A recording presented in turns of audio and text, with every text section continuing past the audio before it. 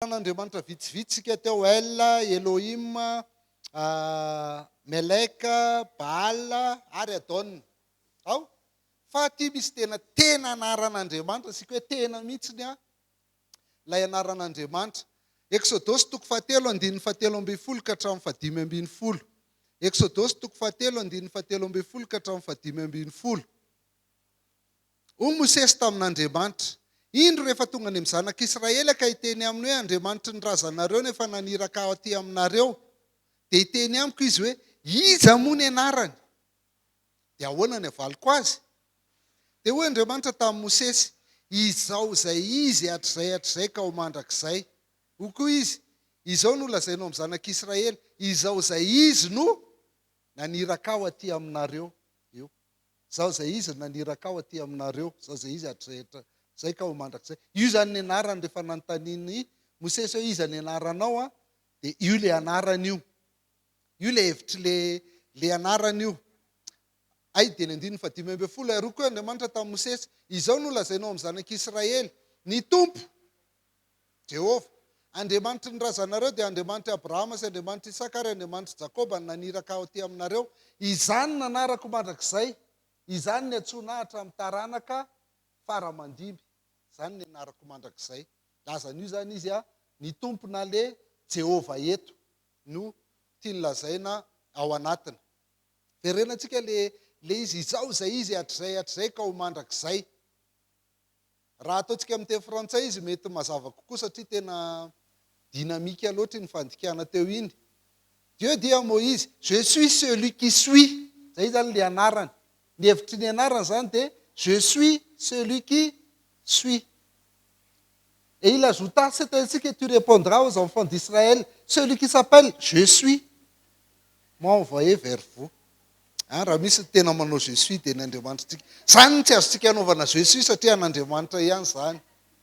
Zay nge le izy mizaozao ny Andriamanitritsika. Ndika le je suis zany rehefa jerentsika amin'ny contexte an'iny Exodosy 7:17 ka hatramin'ny 5:10 iny dia milaza tsy fiovana mandrakizay. Il est toujours présent. Il est toujours présent. Zay zany tena dikany tsy miova mihitsy izy. Dia zay moa nandikany teny malagasy hoe zao zay izy hatrizay ka ho mandrakizay. Zay zany mampiseho io Andriamanitsika io dia tsy miova. Malisen'io ary mandrakizay ny anarany mihitsy ny efa milazany zany. Jaona 5:15 dia hitantsika fa Jesosy Kristy koa dia nilazan'io. Nandre tsy hitantsika loatra le izy. Ho Jesô taminy, lazaiko aminareo marina tokoa fomba mbola tsy ara Abrahama dia efa izy fomba mbola tsy ara Abrahama dia efa izy Ina ndikan'izay amin'ny teny frantsay izy mety mazava kokoa hoe en vérité, je vous le dis, avant qu'Abraham fût, moi, je suis. Zany hoe zavatra anankiroa no tiany lazainy. Ny anankiray voalohany dia zao hoe mbola tsy teraka Abrahama, za efa teo efa ohatr'izao efa za. Zay le hoe je suis. Fa faharoa no tiany lazaina koa dia hoe mbola tsy teraka akory Abrahama, mbola tsy nisy akory Abrahama, efa Andriamanitra ary zay mihitsy ny anarako, je suis zay. Dia proof mampiseho ny mahandriamanitra an'Andriamanitra io tenin'ny mahandriamanitra ny Jesosy Kristy io tenin'ny Jesosy Kristy io. Faharoa, ndika le anarany koa hoe zao zay izy hatrizay ka ho mandrakizay dia manome toky ny zanak'Israely izy hoe za miaraka aminareo foana, présent eo aminareo foana, momba anareo foana. Zay, miaraka aminareo foana. Ary zay mbola averin' Jesosy Kristy aty amin'ny testamenta vaovao, averin'ny Paoly hoe tsisy mahasaraka antsika amin'ny fitiavan'i Kristy na fahoriana na fahantrana na loza na mosa, ninona mitranga fiainantsika dia eo foana Andriamanitra. Tsy misaraka amintsika izy satria izy ny je suis. Ny Exodosy 7:12 ery aloha ery dia zao no lazainy. Hoy izy, omba anao tokoa na amin'ny teny Hebreo na amin'ny ratany azy izy, omba anao dia omba anao zany dikan'io. Omba anao dia omba anao izao ny famantaranao anao fa zany naniraka anao. Rehefa hitanao mivoaka avy any Ezipta ny olona dia hanompo an'Andriamanitra eto amin'ity tendrombohitra ity ianao, miaraka aminao foana. Zay ny dikan'le hoe zao zay izy hatrizay ka ho mandrakizay. Ny fahatelo dia zao hoe manatanteraka n'le fanekena tamin'ny razana izy. Raha niteny tamin'ny Abrahama izy ataoko firenena lehibe nao, aminao no hitahina ny firenena rehetra eto ambonin'ny tany, ho fitahina tokoa ianao, omeko anao ty tany ty. Fa miala amin'ny tany zay tany rainao sy ny havanao dia eto izy tena asehony ho taterahany zay. Fanekena nataony tamin'ny Abrahama sy Isaka zay. Zay lazainy ao 15:10 hoe ny Tompoandriamanitry ny razanareo dia Andriamanitry Abrahama, Andriamanitry Isaka ary Andriamanitry Jakoba naniraka ao aty aminareo. Zany ny anarako mandrakizay ary zany ny iantsoana hatramin'ny taranaka faramandimy. Zay zavatra niteneniko rehetra tany alohany tsy maintsy ho taterahako aminao satria zany ho izy, zany Jesôsy. Dia ny fahaefatra farany ny dikan'le hoe Jesôsy zany dia maneho ny herin'Andriamanitra. Lay heriny izay anafaka ny zanak'Israely ao anaty fanandevozana nareo. Fa satria ananareo, zany ho ny fidenareo dia tsy maintsy tafavoaka ko ato amin'ity tany tianareo. Zay lazainy ao amin'ny Exodosy 4:9.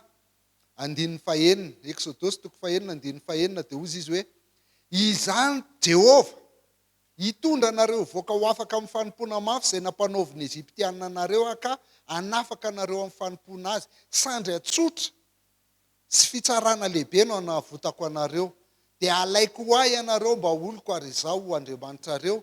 Dia ho fantatrareo fa izany Jehovah Andriamanitrareo izay nitondra anareo voaka ho afaka amin'ny fanompona mafy izay nampanaovy ny Eziptianina anareo. Raha averenantsika zany, inona ny tena dikan'le anaran'Andriamanitra? Voalohany, Jesôsy tsy miova mihitsy io Andriamanitra io, tsy miova io. Mbola tsy teraka ianao nefa zay izy. Noho izany tsy ny zavatra ataonao no mampiova azy. Vao fantatrao nke zany dia fahafahana angezabe ny ateraka izany. Tsy midika izany hoe manaovanova foana. Tsy fiovana mandrakizay. Faharoa,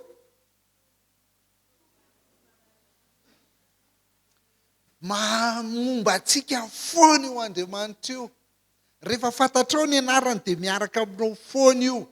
Ninina mahazo anao na fahoriana, na fahantrana, na loza, na mosary, na sabatra, na fanenjehana, na fitanjahana, na fahafatesana, na fiainana, na any ambony, na any ambanina, ny ankehitriny, na ny hoavy, na inona amin'izao zavatra rehetra zao. Dia tsisy mahasaraka antsika amin'ny fitiavan'Andriamanitra ao amin'ny Kristy Jesoa. Momba antsika foana izy. Fahatelo, io Andriamanitra Jesôsy io dia ny zavatra lazainy taloha dia vitany foana manatanteraka an'iny. Efa 100 taona teoriana fa tanterany ihany hoe omeko anao ty tany ty.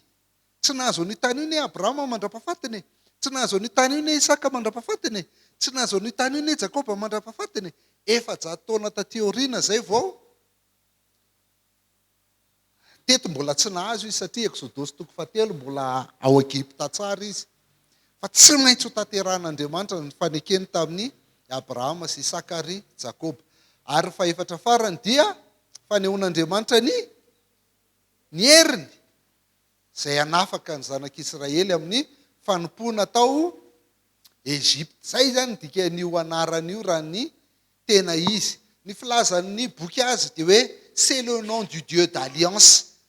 Lay Andriamanitra manao fanekena amin'ny olony zay no manana n'io anaran'io. Io anaran'io no anarana tokana, tsy ananany jentilisa. Ny anarana hafa rehetra ananany jentilisa daholo fa io ihany no tsy ananany jentilisa. Zanak'Israely ihany no mampiasa n'io anaran'io satria izy no manao fanekena amin'Andriamanitra. Kanefa ny zavatra mitranga dia zao, tsy nanonona n'io anaran'io mihitsy ny zanak'Israely na indray mandeha ary. Tsy manonona n'io mihitsy izy. Ny antony dia noho ny didy fahatelo, ao amin'ny didy folo zany. Exodosy 4:20 na ny Deutéronomie 5:10, ny didy fahatelo dia milaza an'izao hoe aza manonona foana ny anaran'ny Tompo Andriamanitra ao fa tsy ataon'ny Tompo tsy manatsiny izay manonona foana ny anarany. Dia tsy nanonona mihitsy ry zareo na kely aza. Dia Levitikos 7:12 koa dia mbola milaza an'izany hoe aza manao fiainana mandainga amin'ny anarako ka manamavo ny anaran'Andriamanitra ao. Izany tompo. Aza mianitsy tozy izy amin'ny anareo ka manamavo ny anaran'Andriamanitra ao fa izany Jehovah. Ty zao apahana manuscrit hita tao amin'ny lavabatony Qumran.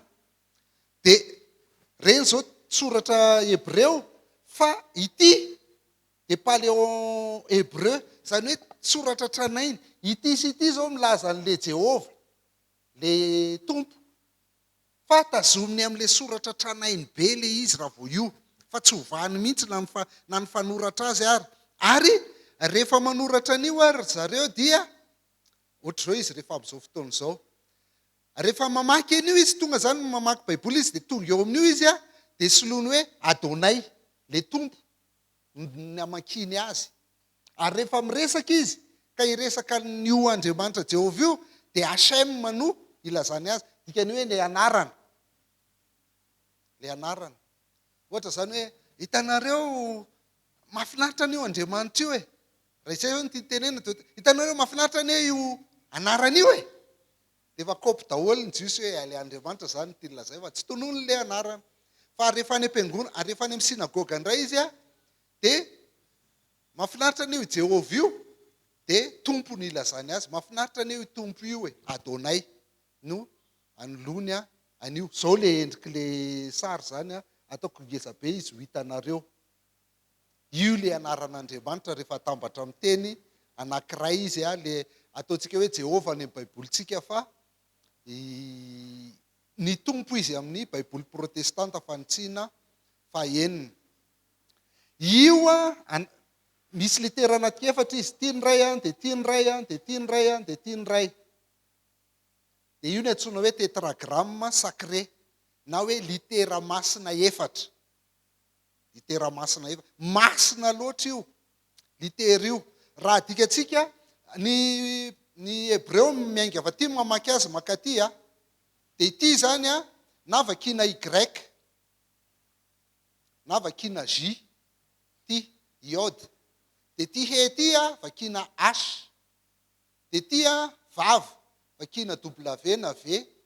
Dia ty vakina H ohatran'le teo hitanareo ty hoe zava-dehibe io H io amin'ny anarana avy amin'Andriamanitra. Zay zany. JHWH reo le Tétragramme sacré. Mihoatra ny 7,000 ny fiverenana io anaty Baiboly, anatin'ny testamenta taloha. Betsaka lavitra no le Elohim zany ny misy an'io. Fa io dia tsy vakiny, fa vakiny hoe tompo, Adonai ny amakiny eo amin'ny toerana.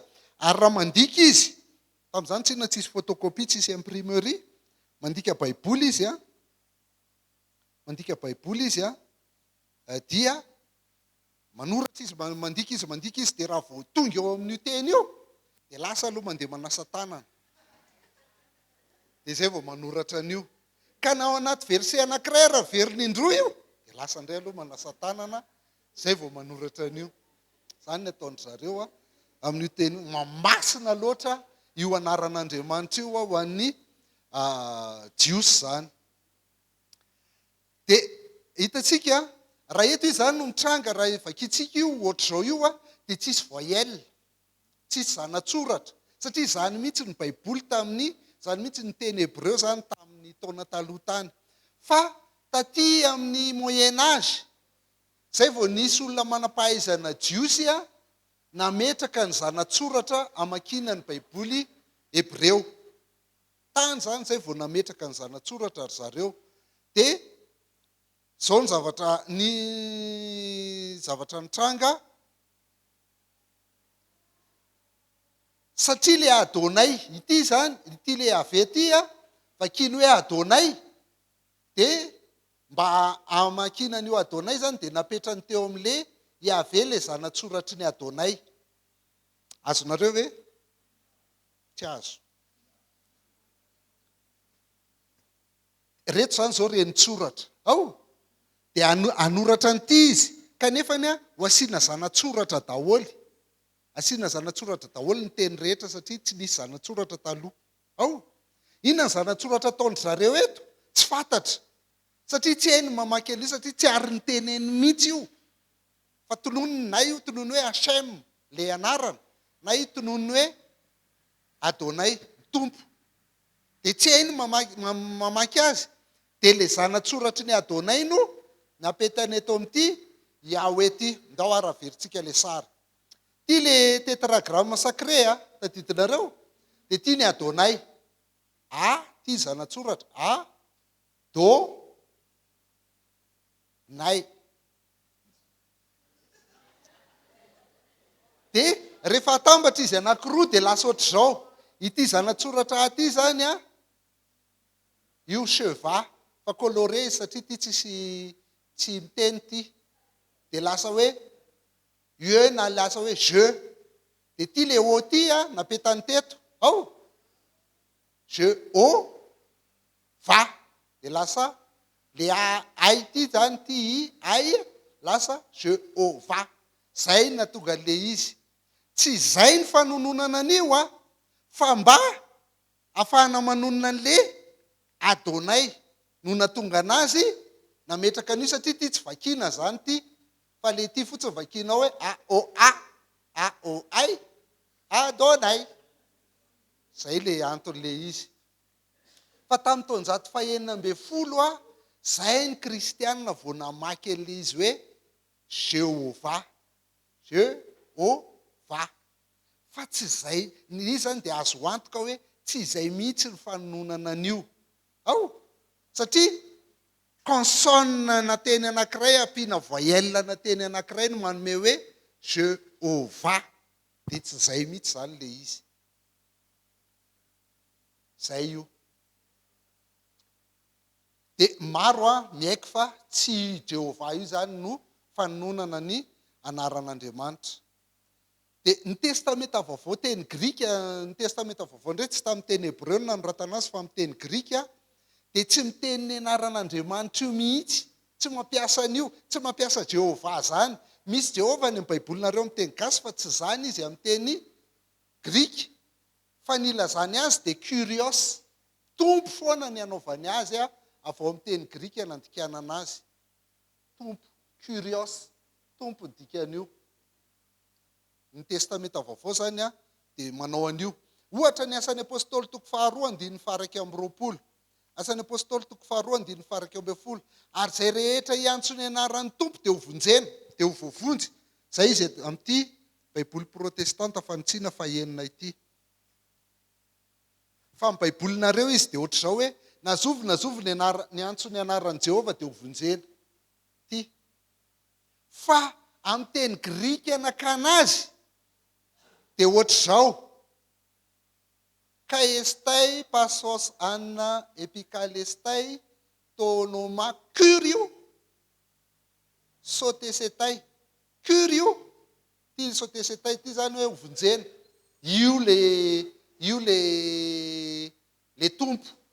Fa tsy Jehovah. Fa nadika ny Baiboly protestanta hoe Jehovah izy satria ny nalaina tato amin'ity Joela 1:2 ka hatramin'ny 5 ity izy dia Jehovah izy ao amin'ny Joela 1:2. Fa kurio io, tompo no ilazany azy. Zany hoe dia azonareo zany mahatonga ana miteny an'ity. Malahelo. Fa misy pastera mihitsy miteny izany. Aza mampiasa ny Baiboly vaovao iny fa tsisy Jehovah iny. Re olona. Tompo no ilazana azy. Raha ny hébreu zany, raha ny grika zany, raha ny hébreu zany mamaky rehetra zay Jehovah dia tsisy namaky Jehovah zany mihitsy ny olona rehetra fa namaky hoe tompo foana Adonai. Ary ny testamenta vaovao dia tsy namaky Jehovah mihitsy fa namaky hoe tompo kurios no ilazany azy. Dia zay ny ilazako anareo ankoatran'ny hoe ity ane ka mise à jour hoe update, Baiboly update ity. Mba mifanaraka amin'ny fitenitsika amin'izao kokoa. Mbola tsy tena mifanaraka loatra ara fa mba azoazo. Dia io tompo io koa ny antsoina matetika ny Jesosy Kristy. Io tompo io. Satria milaza n'le Mahandriamanitra azy io, milaza amin'le Jehovah azy. Romanina 10:7 satria raha manaiky an' Jesoa ho tompo dia zany ho Andriamanitra zany. Amin'ny vavanao ianao ary mino amin'ny fonao fa Andriamanitra nanangana azy tamaty dia ho vonjeny ianao. Zay ny dikan'iny manaiky anazy ho tompo. Korintianina 1:2-5 ary tsy nisy nahalaly zany ny mpanapaka izao tontolo izao fa raha nahalaly zany izy dia tsy nombony tamin'ny azo fijaliana ny tompony voninahitra. Curios, Jesôs Kristy nombona tamin'ny azo fijaliana. Filipianina 2:2-10 mba ho amin'ny anaran'i Jesôa na dia ho alian'ny lohalika rehetra na ny an-danitra na ny etỳ tany na ny any ambany tany tsy anakely lela rehetra fa Jesôs Kristy no tompo. Voninahitra Andriamanitra ray. Dia milaza le anaran'Andriamanitra le filazantsika Jehovah le Jésus io. Teo tsika nahita hoe izy Jésus fa eto koa tsika mahita hoe izy koa lay tompo Adonai Curios. Jona 2:20 moa ty haitsika tsara. Dia hoy izy tamin'ny Tomasy, atefo amin'ny ratsan-tananao atefo eto ny ratsan-tananao ka jereo ny tanako, ary atefo eto koa ny tananao ka ataovy amin'ny lany voako, ary aza isan'izay tsy mino fa mino. Dia namaly Tomasy hoe tompoko sy paralelisme io. Tompoko ihany ny Andriamanitra. Adonai Elohim. Dia hoy Jesosy taminy satria nahita ianao dia mino sambatra izay tsy nahita nefa mino. Dia ny dikateny frantsay ny akamarony raha tsy izy rehetra dia mandika ny ty Tétragramme ty hoe éternel foana. Satria izay le hevitry le anarana teo le tsy miova ozy isika. Je suis celui qui suis. Tsy miova mihitsy izy mandrakizay dia izay nandikan'ny Baiboly frantsay anazy hoe éternel fa tsy tena mahita loatra ianao hoe Jehovah raha tsy le Baiboly tranainy be reny nga. Eo misy an'izany. Zay satria no le hoe izao izay izy hatrizay ka ao mandrakizay nandikan'ny teny frantsay ny hoe éternel. Fa ny Baiboly protestanta fanintsiana fahenina ty izay ampiasaiko ty ary anetanako anareo raha mividy Baiboly dia io vidiana tsy mahazo ariary ihany manao pub dia nitazona ny fiantsoana hoe tompo fa mba hanavahana azy amin'le Adonai le tompo dia ataony majuscule ty. Dia hainao zany manavaka azy hoe Adonai ve nolazainy eto sa Yahvé sa Jehovah. Dia raha vao majuscule izy dia Jehovah foana zay ny tiany lazainy. Dia rehefa tena ataontsika zany ny mety ho inona manakaiky an'io dia mety Yahvé na Yahou. Yahvé na Yahou no famakinany ty teny ty any ho any. Inona mahatonga amintsika miteny izany satria betsaka ny anarana mifandray amin'io hoe Yahvé na Yahou na Yah io. Ohatra hoe Yehôshoah zay zao ny tena famakinany hoe Yehôshoah dia hoe Yahou ty zany Jehovah ty ity dia Yesa mpamonjy. Dia eo zany nahitantsika dia hitanareo le L teo dia iny ihany ny averiny dia atambany dia ohatr'izay. Dia azo eritreretana zany fa io Yahou io le izy. Ty Yahou Abia izy amin'ny anina. Aba ray ana Yahou Abia zafady Yahvé dia Yahvé ny raiko. Dia ny ina koa Alleluia. Alel fiderana Allelu derao Yahvé. Fa tsy hoe Alleluia.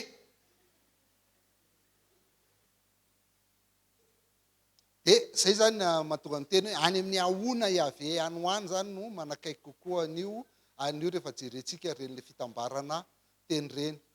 Na izany ara maro koa ny anarana zay efa zatra mihitsy tsika ampiarahantsika amin'io Jehovah io. Mahazatra antsika ny ampiarahantsika amin'ny Jehovah dia tazomiko ihany le izy. Fa ozy aho hoe tsy tena zay zany le tena anarana raha ny tena izy. Dia reny anarana miampy Jehovah zao reny dia mbola mampiseho ihany koa ny toetra an'Andriamanitra. Tanisaitsika fotsiny izy. Ty ihany ny resako kely. Ny Yahvé Tsebaoth, Jehovah tompony maro. Zay izy amin'ny Baibolinareo. Yahvé des armées izy amin'ny teny frantsay fa na Seigneur des armées Fa amin'ny ihany izy dia makamokamona loatra satria le fandavana an'le Jehovah efa tompo. Le Jehovah nefa tompony maro. Dia nampiarahana an'le tompony maro zany manahirana dia nataony hoe andao jerentsika alohan'ny ilazana ny Baiboly protestanta hoe izy aloha ireo maro ireo, tompony iza zany io Jehovah io. Dia misy ny adihevitra hoe misy milaza hoe miaramila ny Israely ireo. Dia rehefa jerena tokoa ny contexte dia misy andininy sasatsasany vitsivitsy izay mampiseho hoe le Jehovah tompony maro dia Jehovah ny miaramila ny Israely. Fa misy koa milaza hoe ny anjelin'Andriamanitra le maro, armé mantsy le maro, anjelin'Andriamanitra. Dia misy koa andininy mifanaraka amin'izay. Misy nay milaza hoe le kintana any an-danitra ireo armé des cieux, kintana any an-danitra.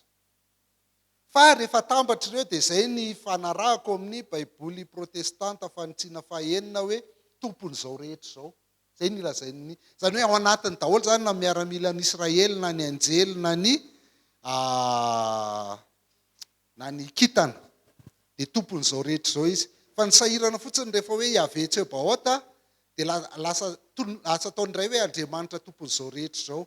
Nefa Yahvé le voatonona eo. Sahirana izy. Ity zao hanaporofonsika an'le teo hoe Andriamanitra Jehovah tompony maro. Tompony inona avy izy dia tany saina eto daholo izy. Salamo 8:25 ka hatramin'ny 12 hoe izy any an-danitra no mitovy amin'ny tompo, ary izy amin'ireo zanak'ireo Andriamanitra no mitaha amin'ny tompo. Andriamanitra matahotra indrindra amin'ny filakevitrireo masina ary atahoran'izay rehetra manodidina azy fatratra. Iny zany zao le anjely ny tapa-voalohany iny. Ry tompo Andriamanitra tompony izao rehetra izao, io zany le Jehovah tompony maro. Zay izy amin'ny Baibolinareo. Dia izao ny ilazany azy. Ry tompo Andriamanitra tompony izao rehetra izao. Iza no mahery tahaka anao tompo, manodidina anao ny fahamarinanao. Ianao manapaka ny fisavoanan'ny ranomasina, raha manonja ny alin-drano dia mampitsahatra azy ianao. Ianao manorotoro ny Rahaba ho tahaka ny voavono, ny sandrinao mahery no ampelezanao ny fahavalonao. Eto izany ny resaka ny miaramila indray.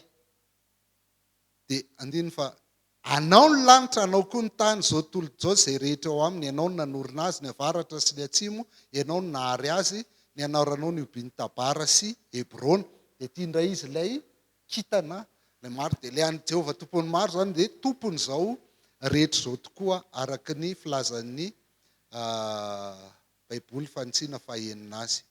Hidirantsika indray le anaran'Andriamanitra miaraka amin'le izy zany le fiantsoantsika azy sy ny heviny fotsiny ataontsika aingana be fa efa hainareo reto.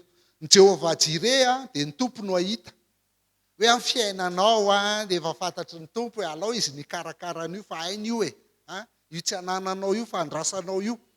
Avelao fa hainy io. Jehovah Jiré izy. Ny Jehovah Nisy tompony fanevako. C'est mon étendard. Raha miady io no miaro anahy, io no mialoha anahy, io no tafika anahy. Avelao hanafika zay amely fa tsy matahotra fa ny tompony fanevako. Ny Jehovah Shalom, ny tompony fiadanana. Milamina foana n'inona korotana ataonareo amin'ny fiainako. Nagagana, maly tena korotana be mihitsy ny fiainako. Za marary, ny ordi tsimba, ny isan'andro rehefa efa vita mialoha ny préparation, za zany vao hanomboka voalohany mihitsy.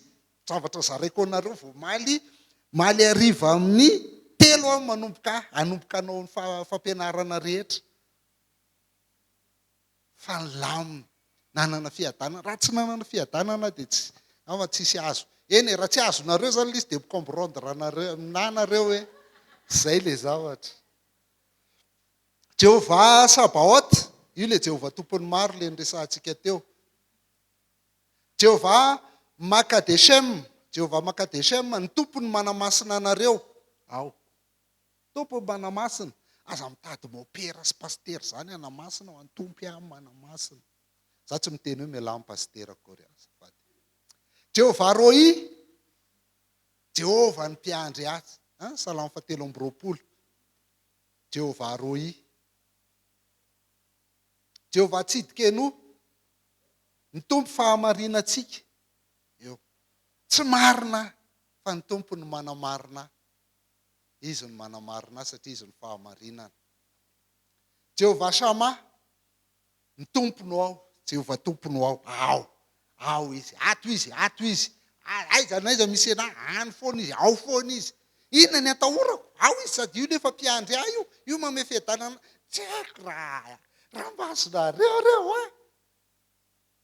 Tsy atahotra tsononareo ninona zavatra mitranga. Saingy indrisy. Misy anankisivy izy. 1, 2, 3, 4, 5, 6, 7, 8. Jehovah YHWH Israel. Ny tompoandriamanitra Israely. Jehovah YHWH Israel. Zay zany ny Jehovah misy zay atsika. Tsy haiko firy amreo nefa hainao teo aloha fa anankisivy izy. Ohatra. Safady. Efa maiky. Irava ny cliqueur. Voaray ve? Faka mandeha. Jereo any amin'ny internet. Mbola tsisy akory ary.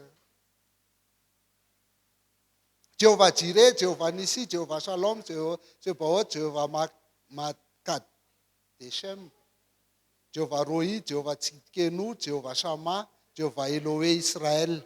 Tazomiko zany le Jehovah satria ny mahazatra anareo na dia tsy iny ary le izy. Tsy olana zany tsy hoe manoty ianao raha vao miteny an'io hatramin'izay tsika niteny an'io fa voavonjy ihany. Fa tsy io le izy aloha dia alao mba mandeha manantona manakaiky ny marina kokoa e. Tsy manao ny fanaon'ny olona. Zay zany. Ao inona amin'izay dikan'le hoe Jehovah, efa hitantsika teo le Yahweh zany Jésus.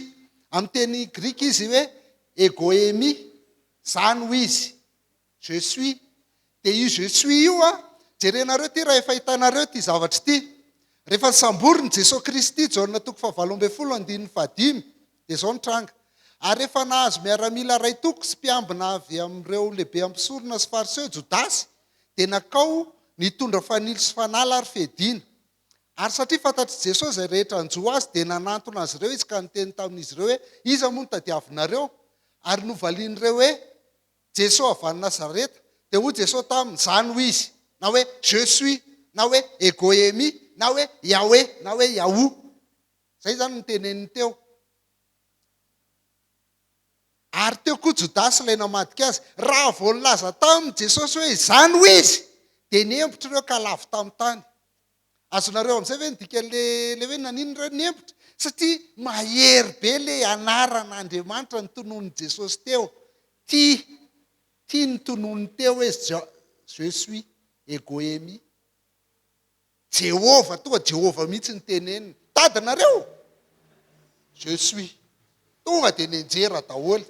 Satria mahery le anarana. Zay zany ny dikan'io. Dia hitantsika amin'izay fa miteny an'io impito. Miteny an'io impito Jesosy Kristy eo amin'ny filazantsara ny jaune.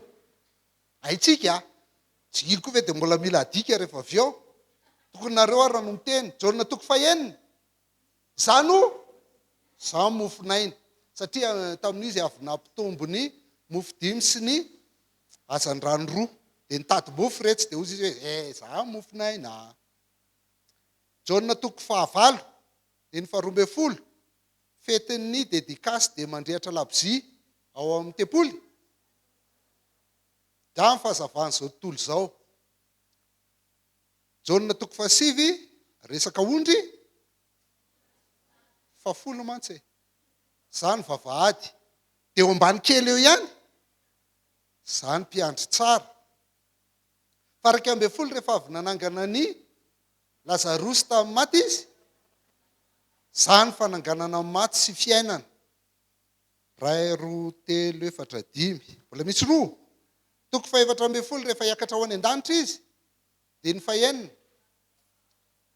Zany lalana sy fahamarinana ary fiainana. 14 ny aitsika. Dia rehefa avy nanasa ny tongotry ny mpianana izy toko 17 dia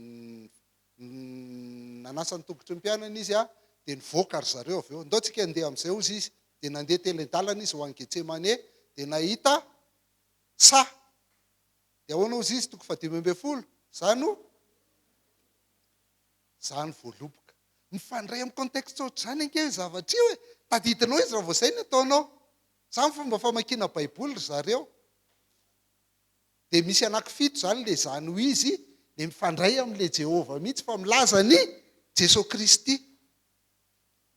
Dia inona adihevitra ataon'ny olona hoe tsy Andriamanitra io Jesosy io, dia be dia be ny andininy hitantsika e. Tsy hanao an'izany tsika ato fa isaky ny mandeha dia hitantsika foana hoe Andriamanitra io Jesosy Kristy io. Dia nantsoina hoe tompo matetika koa izy iny efa hitantsika teo. Jesosy Kristy dia natao hoe tompo amin'le Andriamanitra le Jehovah, ma-Jehovah azy. Dia misy anaran'Andriamanitra ray indray izy ny tena nanome an'io atsika. Inona ary? Izy Andriamanitra ozy izy? Tsy anisan'le voatolona teo fa vaovao mihitsy.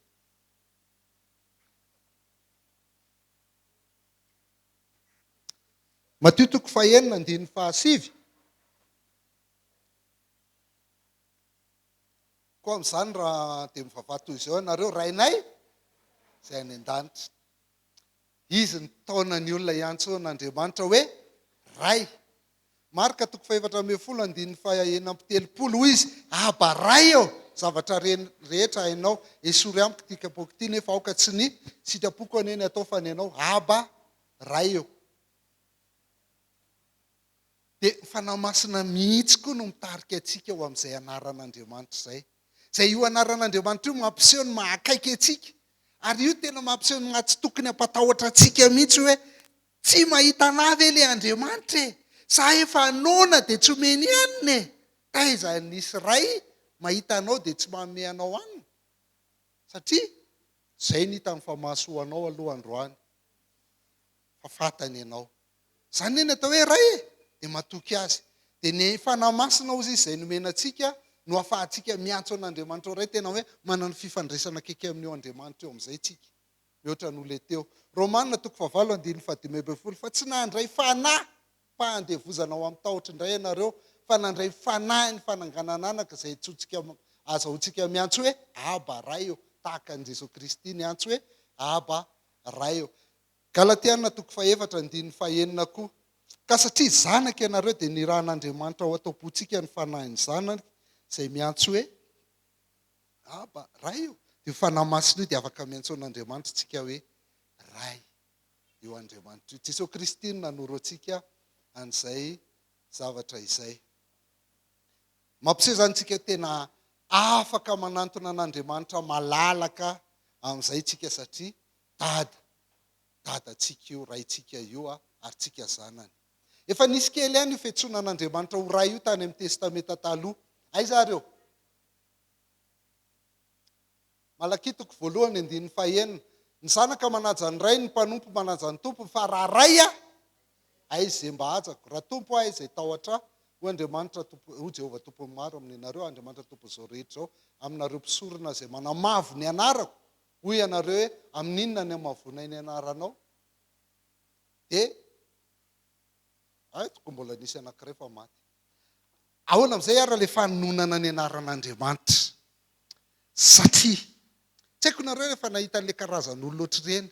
Ary ianao rehefa miresaka aminy dia ohatrany tena mahay histoire de l'église, mahay exégèse, mahay inona be izy. Izy izay jiosy izay ozy izy. Jiosy izay. Tsika.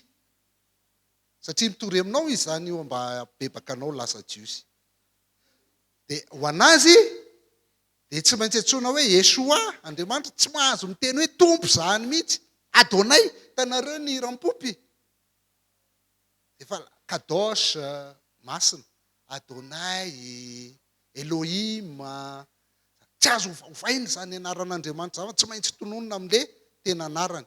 Kanefa ny valitentsika dia zao hoe satria ny anaran'Andriamanitra rehetra hitantseo tsika teo ankoatran'ilay Yahvé izay tsy haintsika manonona azy, dia ankoatran'ilay Yahvé dia anarana efa nampiasain'ny jentilisa daholo. Anarana efa nampiasain'ny jentilisa daholo.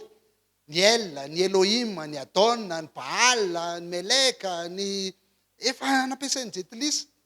Fa ho an'ny zareo aza mampinao zany Andriamanitra zany. Ny Andriamanitra ngeka andriana, rehefa maty ny andriana dia tsy azo atao hoe maimbo fa atao hoe manitra e. Dia ny andriana rehefa manitra io rehefa maty izy dia lasa razana. Dia lasa Andriamanitra izy avy eo. Zay angeo Andriamanitra aza manao zany anaran'Andriamanitra. Tsy azo miteny izany. ny teny tompoko dia tsy voatery miaingy amin'ny etimôlôjia foana ny hevitra fa misy zavatra ao an-tsainao rehefa miteny Andriamanitra ianao izay le jeren'Andriamanitra fa tsy ny etimôlôjiany fa tsy vendrana be oatra izany akory ny Andriamanitra tsika jereo tsara ny nanaovan'ny jetilisana azy Elohim zany ny fiantson'ny jetilisa kananitany Andriamanitra dia natao Andriamanitra izy fa io Elohim io ho an'ny Grika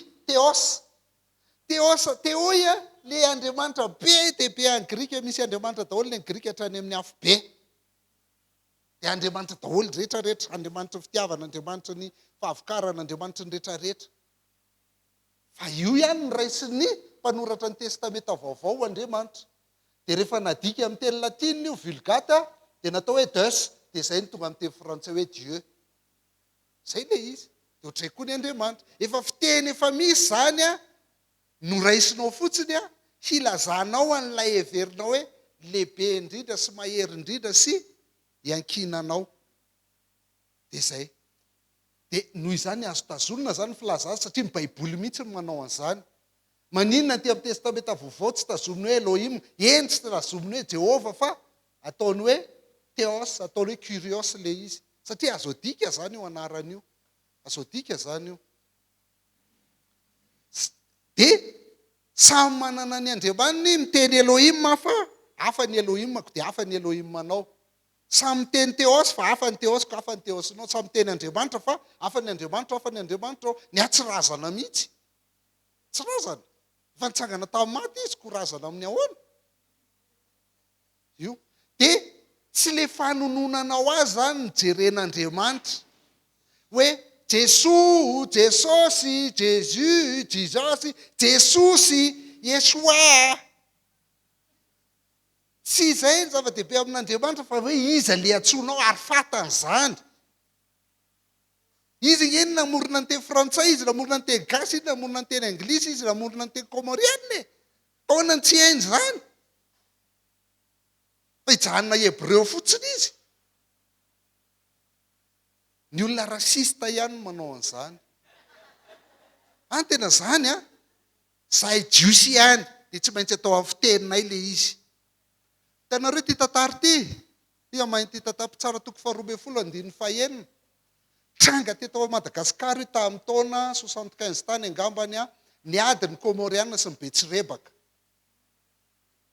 Ny komoriana sy ny betsirebaka rehefa jerenao ny endry mitovy oatra mitovy tena oatra mitovy ny betsirebaka oatra ny komoriana mihitsy ary ny komoriana oatra ny betsirebaka mihitsy tsy hainao manavaka anazy izy anankiroa fa ndray gasy ny ray komoriana dia inona ny ataon'ny komoriana raha te hamono ny betsirebaka izy teneny hoe voanjo fa ny betsirebaka niny nataonao ny betsirebaka dia tsy mahay manonona voanjo mihitsy izy fa ny azy vandro ihany dia ny amantaran'ny komoriana ny betsirebaka dia antaniny ataovy hoe voanjo vao miteny hoe vandro tsy afaka niny nataonao misy zavatra tsy voaton'ny olona mihitsy ny espaniola rehefa atainao manao hoe je dia tsy voateny mihitsy fa eo foana ny azy atsainao manao hoe r ny anglisy dia atreva ny azy tsy niny nataonao na volonao ary izy tsy mivadika izany samy manana an'izany ny gasy ihany ny r ny lasa ty misy tantara anankiray ohatr' izany novonjeny Gileadita ny fitanany Jordana ka ny Efraima rehefa niteny ny mpandositra avy any Efraima hoe aoka mba hita aho dia hoy ny lehilahin'ny Gileada tamin'ny Efraimita vai ianao ary raha hoy izy tsy dia hoy izy taminy tonony ary ny hoe siboleta dia hoy izy siboleta tsy mety tafavoaka mihitsy zany sy Betsileo sy ny Antemoro siboleta siboleta tsy mety tsatra satria tsy nahay nanonona izany marina izy dia sambotra azy izy ireo ka namono azy teo amin'ny fitanao Jordana na afatesana 2:4 alina ny Efraita tamin'izany andro izany na maty ary izy tsy hainy manonona teny anankiray misy teny tsy voatonona mihitsy Andriamanitra zao rehetra zao hainy zany tsy ny fanononanao azy ny zava-dehibe fa ny ao anaty Andriamanitra tsy mijery ivelany fa ny fo iza le tianao resahana dia azony hoe izy nyresahanao, iza tonononao na iza tonononao. Ka raha Yehôshoah, iza zao Yehôshoah na Yehôshoah, zay ny fiantsoanan'i Jesosy Kristy raha amin'ny teny Hebreo sy teny arameanina. Yehôshoah na Yehôshoah ny dikan'io a Jehovah no mpamonjy, satria izy no mamonjy ny olona afaka amin'ny fahotany. Matio 2:20. Dia ny apôstôly rehetra nanoratra hoe Jesosy. Tanareo tsisy fandraisany mihitsy fa zany ny teny Grika. Dia alao avery miaraka amin'ny apôstôly sy Jesosy Kristy ihany. Fandaninareo voavonjy any amin'ny afobe anareo any. Raha tsy maintsy Yehôshoah ny tonononareo amin'ny Andriamanitra reo. Fa ny anay fantatrera Jesosy ny antsonay na Jesosy. Satria tsisy satroka leo a. Dia misy hoe tsy mivoaka mihitsy ny devoly raha tsy Jesosy.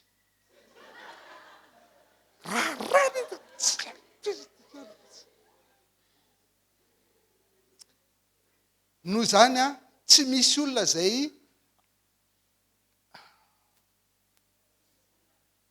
dia tsisy olana zany zay hanononanao ny anaran'Andriamanitra.